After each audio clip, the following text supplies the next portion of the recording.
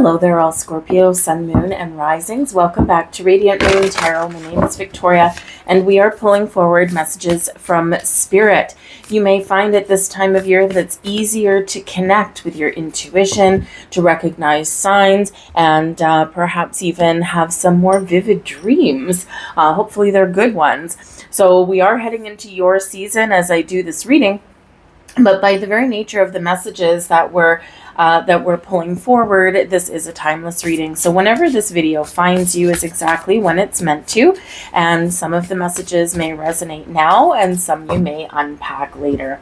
But let's see what Spirit has to say. And we've got eternal love for you here, Scorpio. Beautiful. Number one, love being the highest vibration of all. Who do we love first and foremost? We love ourselves. We have to love ourselves, right? When we look externally for love, it becomes like codependent, right? And so it all starts from within. The power lies within, and our heart center is just such a powerful, powerful energy. On this particular card, love is love is love, and it transcends physical death, right? Love is like the heartbeat of the universe, right? It's where our emotions lie. It's where our creativity often lies, forgiveness and peace and healing and all this wonderful stuff, but also connection with spirit. So tap into your heart space, work with your heart chakra. Archangel Raphael, if you want to tap into the angelic realm, can be a really great force to be working with as well. But the Eternal Love card out of this deck is also showing you and reminding you that there is somebody that has passed over. It might be a parent, a sibling, a grandparent. It could be some ancestors there as well. Love transcends all our past lifetimes and all of our connections with people that we've known in this lifetime and past lifetimes. It could even be love from a pet. So you are being reminded that even though you can't see them, they're not here in our physical world, somebody loves you from the beyond, and they are sending those messages forward to you. We have grieving here as well. Okay, so this is number one represented by a butterfly. Okay, so we can grieve a lot of things. We can grieve lost opportunities. We can grieve parts of ourselves sometimes, right? The act of grieving and the energy of grieving is working through your emotions. And we have to honor all of our emotions, right? The good, the bad, the ugly. And so this is showing you, and Spirit really wants to show you, that you may have been through a time of grief, or you may be actively working on some healing, but you're about to spread your wings. We've got a butterfly emerging. And we talk about the butterfly, right? We talk about the butterfly being a symbol of transformation, right? But we don't always talk about the ugly bits in between, right? We talk about a caterpillar going into its cocoon, and then lo and behold, like a little magic, we spread our wings and fly, and we have that metamorphosis that's complete. But it's kind of messy in the middle, right? So no matter where you are in a grief cycle, right? You're being reminded there of the energy of eternal love. Number one, love yourself. Number two, call upon your spirit. Spirit guides, ancestors, the angelic realm. They're always there to help and support you and guide you no matter what you're going through. But you are about to emerge a little bit differently than you were before. Sometimes we pretend that we're not still grieving something, and grief can last a while, right?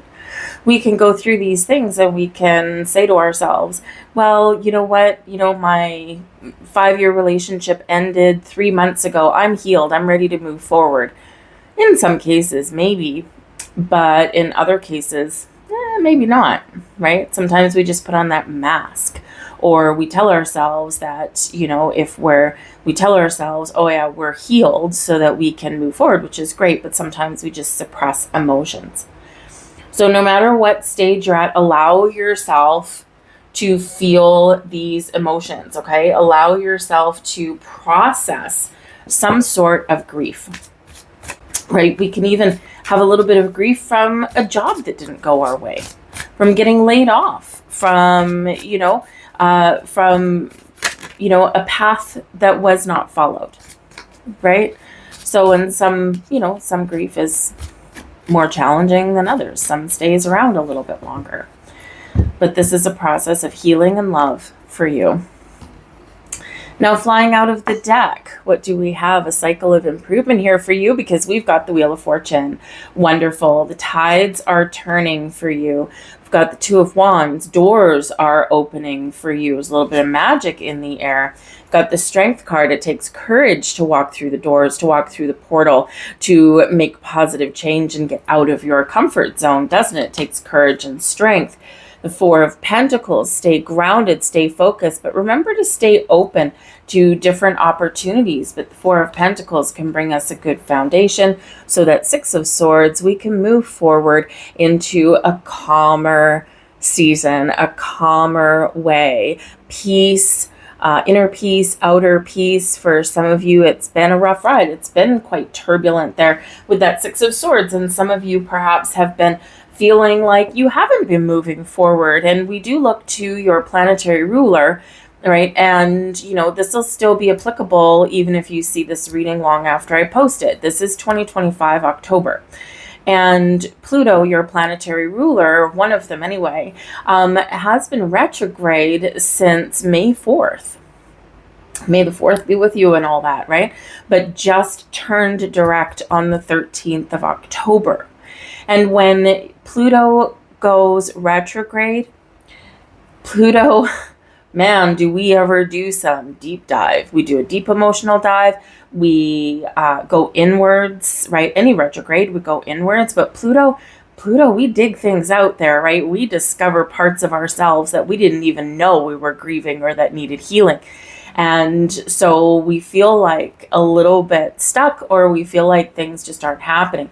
So this is like unleashed energy right here. So, Spirit's really trying to pass forward the message that no matter where you are, number one, Six of Swords, you're always guided and protected. The Six of Swords can be one of moving forward, finding peace in some way. It can be making some really positive changes that bring you more peace and calm into your life. But it is also one of protection and guidance. And so Spirit wants to remind you, you're always, always divinely protected and guided in every minute of every single day, whether you see it or feel it or not. So as Pluto turns direct, what do we have? The Wheel of Fortune. We expand, we grow, we get out of our comfort zone, we see the big picture, we can maybe even figure out the why, right? The Wheel of Fortune can bring good karma, positive change, that growth that perhaps we've been looking for and that has been a little bit elusive for us, right? But that Two of Wands is your blocks removed. Anything that has been standing in your way, anything that you've been needing to deal with, those blocks are removed. The world is your oyster. And now we're making some plans. We're looking out into the great beyond. And where are we going? What are we doing, right? Some of you have felt spiritually blocked. And sometimes that's really tough. Scorpio, you are a sign that's very, very deeply connected with the spirit world, whether you have tapped into and enhanced your spiritual gifts yet or not. But you are a very intuitive sign, a very creative sign, right? But sometimes you can go to those little dark places as well, right? So, for some of you here, you may have just been, kind of feeling like all those doors are closed, or that you haven't had some growth, or, again, you've kind of just been going inwards. But things are about to change for you here. And we start to see the big picture. We start to see the possibilities in front of us. And we've worked through some issues. When we work through issues, when we validate our feelings, right?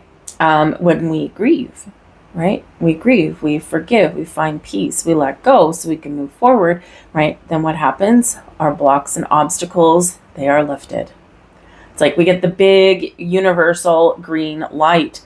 And we do have the Strength card coming out here, which is Leo energy. So it's passionate, it's fiery, filled with energy and leadership. So you're being encouraged to take the lead in your own story. And sometimes we do kind of go down a little bit of a spiral, but you are looking forward to the future now.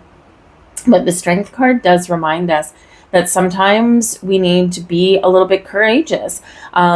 Fortune favors the brave quite often, and the Wheel of Fortune is ruled by Jupiter. And Jupiter wants us to expand and grow and try new things and get out of our comfort zone. And it's when we don't that we feel stagnant and stuck. So you're being encouraged to remember how strong you are, and to, know when to kind of be kind and quiet and compassionate, not just to other people, but also to yourself. But know when to embrace that fire within, that lion within, to go and get what you want. Remember, no matter where you are in your life, the Four of Pentacles, you have built a foundation. So even if you've been in a situation where you feel like you've been starting over, and maybe you've been starting over, maybe it's a seemingly never-ending cycle. Maybe you've started over and then 5 years later you start over again.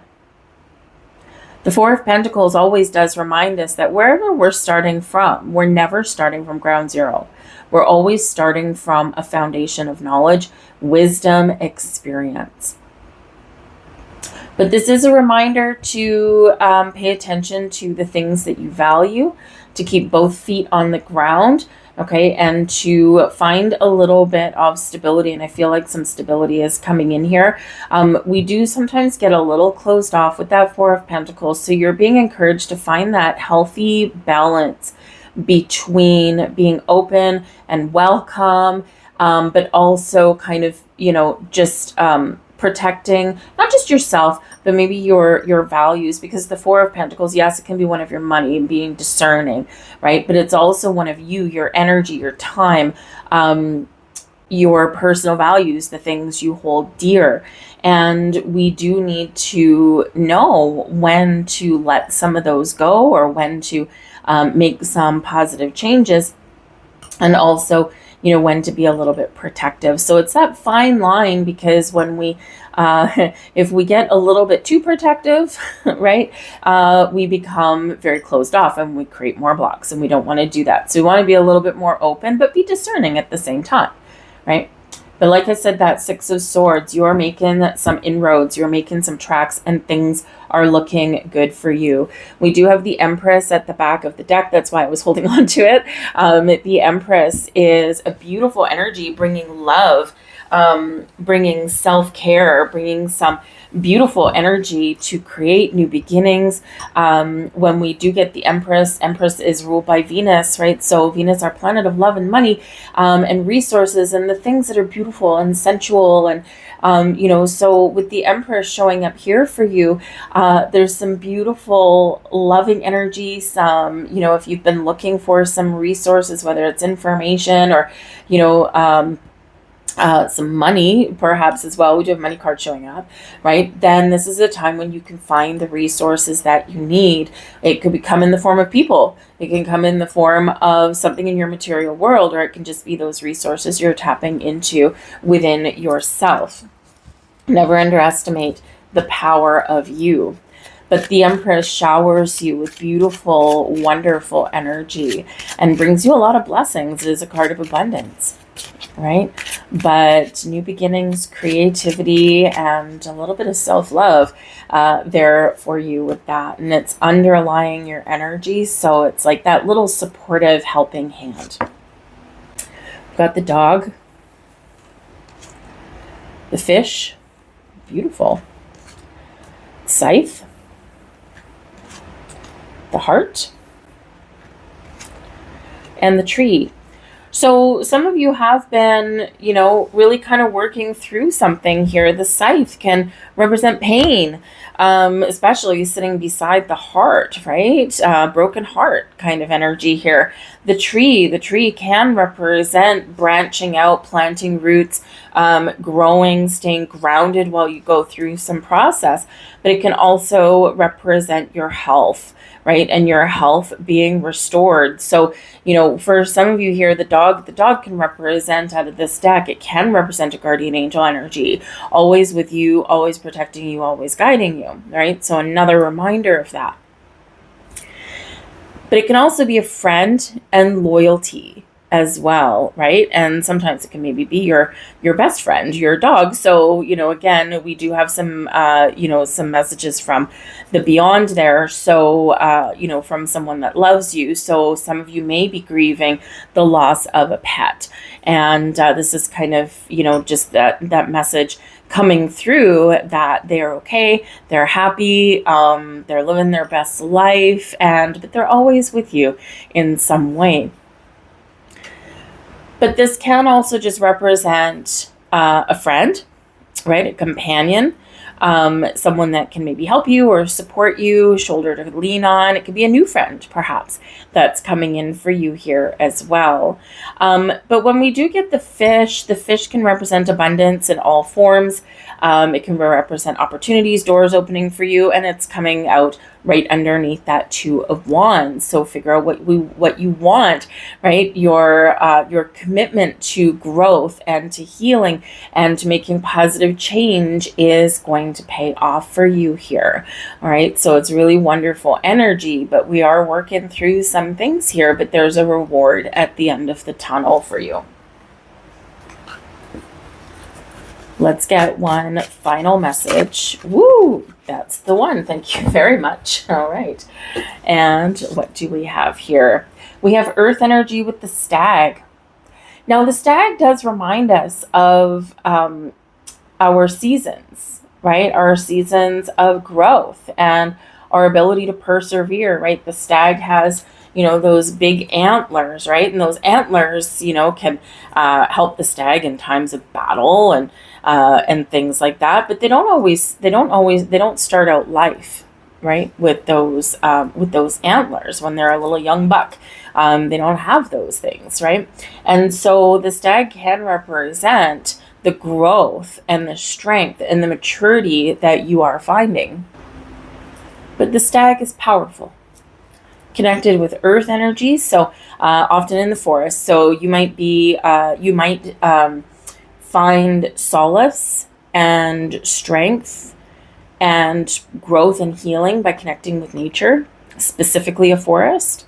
Okay, but the stag reminds you of your own personal power and strength, just like the Strength card.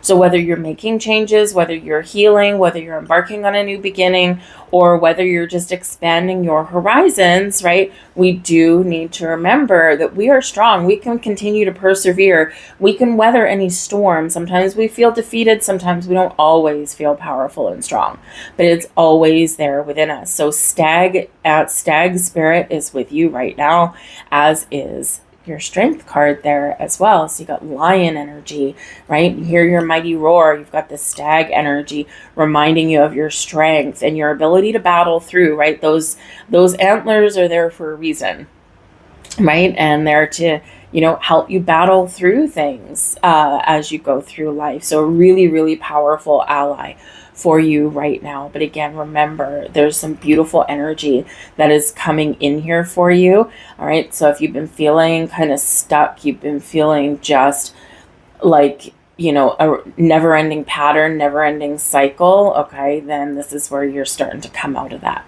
So beautiful. I'll leave that there for you folks. I thank you for watching, and I will see you guys next time. Bye-bye.